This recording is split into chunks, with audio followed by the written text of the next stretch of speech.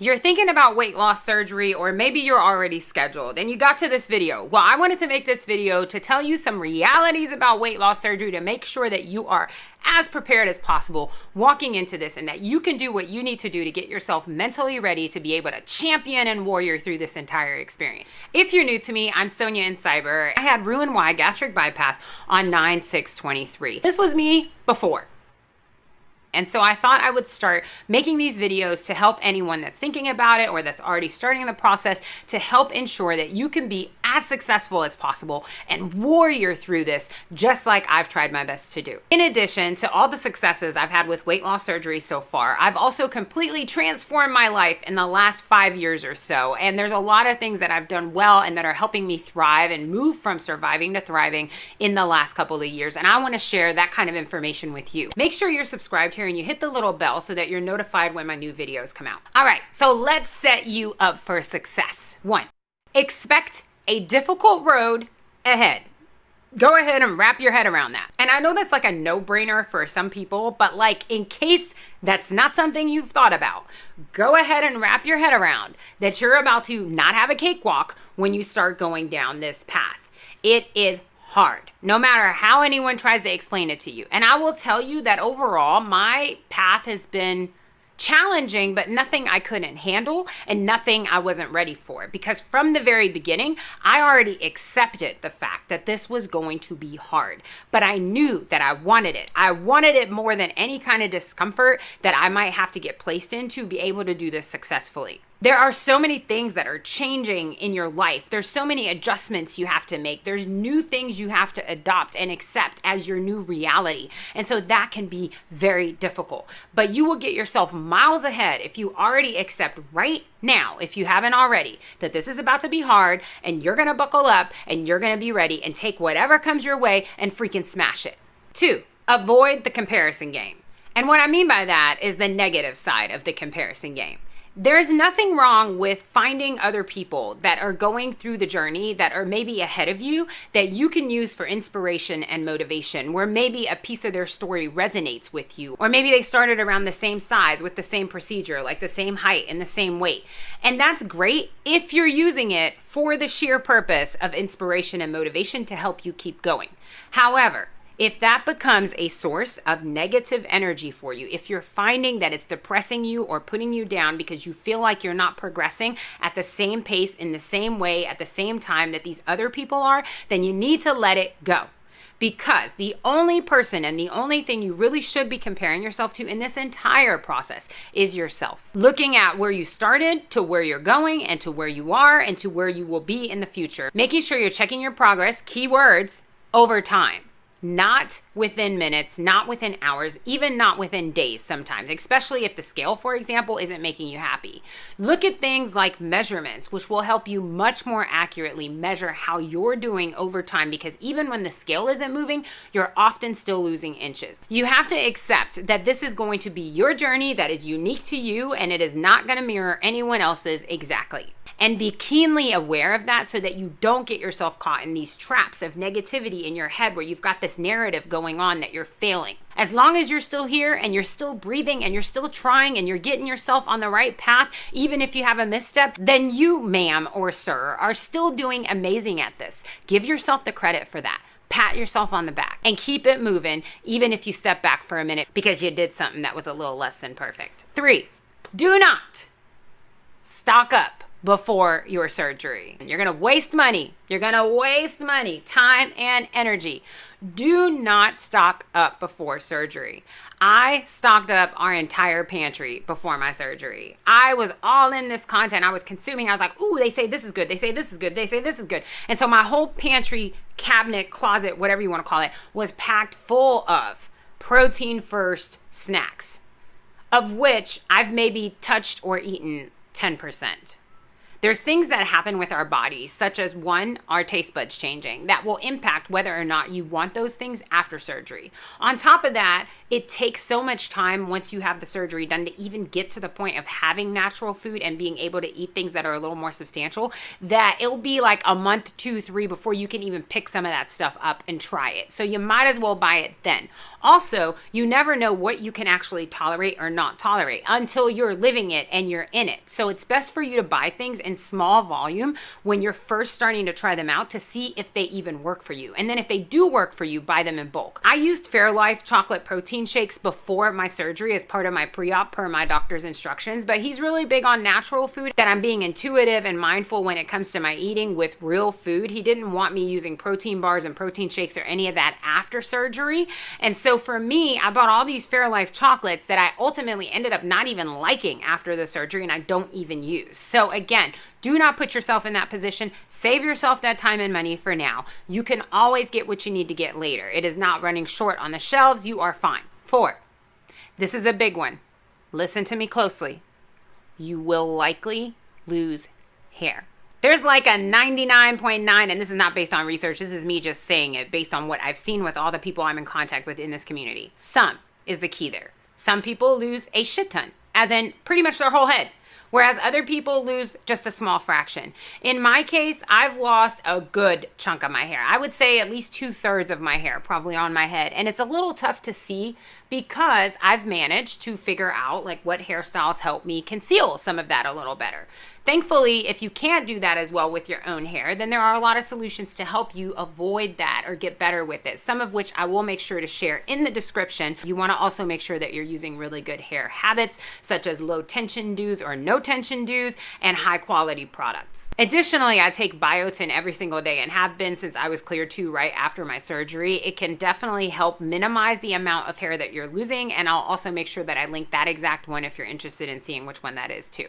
The thing is there anything you can do to like fully avoid it if you're predisposed to that happening? Unfortunately, no. It can also be related to your protein intake, because if you're not hitting your protein goals consistently, that can also impact the situation with your hair. So you want to make sure if it's happening that you're also making sure to get your protein in every day. I will tell you, I'm losing a lot of hair and I still am struggling sometimes to get all of my protein in, and that's okay. It's an ongoing process and we get better with it by the day, by the month. So you hang in there just like I will. 5, get real close and listen to this one. You will likely have loose skin. It's a big part of the bariatric journey. We've been carrying all this extra weight all this time. Our skin has been overexpanded for who knows how long. You will have some form of loose skin. And depending on what age you are when you first have this surgery and what condition your body was in before you had this surgery, you may even already have loose skin now. I mean, let's be honest, y'all. If it isn't loose, it's probably because there's a lot of fat taking up the space. At least I can say that for myself. But now, even I've gotten down to a size 12, 14, and I started at a 22 to 24.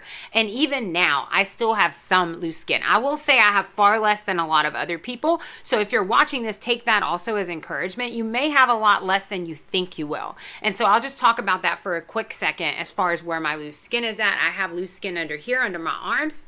You can see it. Now, did I have loose skin under my arm before this surgery? Yes. I was pretty big. I had quite a bit of loose arm skin. I'll make sure to do a video on my page where I get into loose skin a lot specifically to talk about that.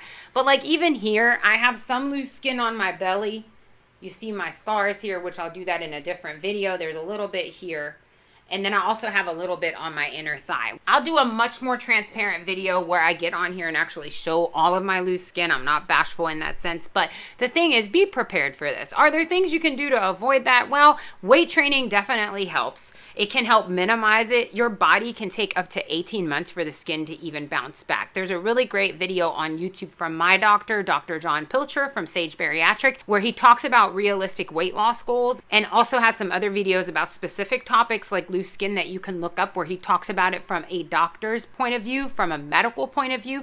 But I will tell you, just from my experience living and breathing it as a patient, yes, you can exercise. So I will tell you, part of this is on me. 6, you may lose or have major changes in some of your relationships, and it could be very significant ones, like a marriage. There is a trend. I think I saw a statistic from one of our doctors in the community a while back that said at least 50% of relationships break after bariatric surgery. And he was referring to marriages. So there's definitely a trend of bariatric divorce. And that happens for a lot of different reasons. I mean, it's difficult when you start down this path of a new life and a new way of being, and you're adopting these new healthier habits, and you have a spouse that maybe isn't on the same page. Or you have a spouse that maybe hasn't been that kind to you before all of this. And as you start to gain your self-worth and your self-love and your self-confidence, you begin to realize that you don't have to take this. You don't have to keep taking it. It's not good for you. You create more space in your life for good things by getting rid of that thing that wasn't good. Or you just realize that you're growing in two different directions and you're just no longer as compatible as you were before. And maybe not in like hate or in a negative way. You both mutually decide that it's just not in your best interest to continue the relationship. You have like a conscious uncoupling. I also started this journey being in a relationship. It wasn't a marriage. I had a boyfriend. He was trying his best to be supportive to the process and all of those things. However, we ended up deciding after a few months, as I was still in the thick of starting to go through the early post-op of this, that it would be in our best interest to just be friends or to part ways. And so at this point, we are no longer together and we haven't been for a while. For us, it just wasn't working anymore. And I don't directly blame or think it was the weight loss surgery in this particular case, but I do feel like it contributed because it helped me get closer and closer to who I truly have been always. Now, what the future holds, I don't know. But for now, it was in our best interest. We both agreed to just step back and no longer be in a romantic situation. And that's okay. So just be prepared that that might change in your life and your relationships as well. 7, you might struggle accepting the new you. You might end up with body dysmorphia or some milder form of what seems to be like body dysmorphia, or just have this struggle of truly accepting and loving your new self as you are now, once the weight comes off. That's definitely something that's common in this community. You may find yourself looking at the mirror and then feeling more and more like you're not yourself, like you're a stranger in your own body, like you're unfamiliar with who this reflection is looking back at you. And that has a lot to do with all of the drastic changes that are happening. It can take our brain a while to like really come to terms with the reality of what has happened and how you're now completely different from who you were just a short few weeks or a few months ago.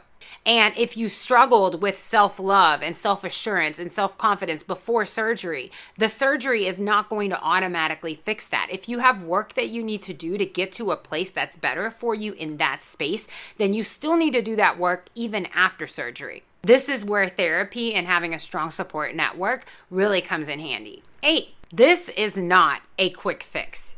It is not an easy way out, which is something a lot of people assume is the case. And you can watch my misconception video to hear a little more about that and a couple of other things that people commonly assume that aren't correct. But this is a lifetime commitment. This is a lifelong change. And even with the initial fast weight loss that we have, most of our weight loss comes off in the whole full year, even though none of it comes off at the same pace. This is not a quick or easy fix by any means. It's going to take time. There's so many things that we have to do new and adopt new with these surgeries. The sooner that you accept that, the better you set yourself up to be able to tackle and manage anything that comes your way relatively easily, and just let it roll off your shoulders and move on and keep pushing.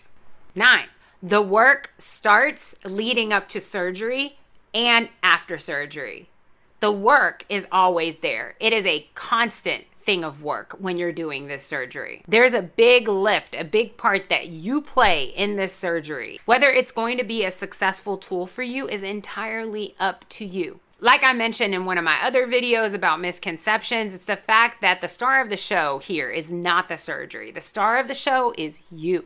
10, be patient with yourself and your progress, because to the point of one of these other points that I made in this video, this is going to take time. It is a lifelong thing. You do not need to get impatient with yourself, because you're only going to hurt yourself. Now that I've been through this, it is very important to me that anyone moving into the surgery does so informed and ready. If you try to go into it in any other way, you're gonna set yourself up for a very, very hard road ahead. And you may ultimately put yourself in a position where you feel like having the surgery wasn't the best move for you. So we wanna make sure that we get you as ready as possible. And that brings us to the end of this video about the realities of weight loss surgery. And in talking about this, I'm recognizing and realizing that I'm going to need to do a couple of more parts. So we will consider this part 1. If there's specific topics you would love for me to cover as part of this channel, let me know in the comments. I'd appreciate that. And with that, see you guys on my next video.